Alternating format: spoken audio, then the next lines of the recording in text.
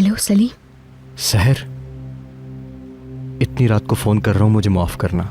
एक बात पूछनी थी, क्या तुमने कोई फैसला किया? आ रही हूँ। शुक्रिया।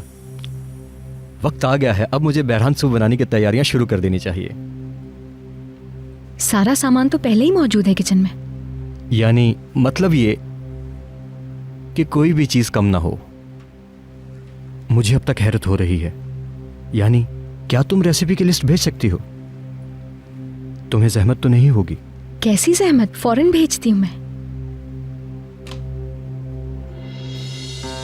कल का इंतजार कर रही हूँ मैं। ऐसा करना मेरे लिए भी अच्छा होगा। कल सब कुछ अच्छी तरह से हो जाए, मेरे लिए यही काफी है। शुक्रिया सलीम, मेरे बदतरीन दिनों में भी तुमने मेरा साथ नहीं छोड़ा।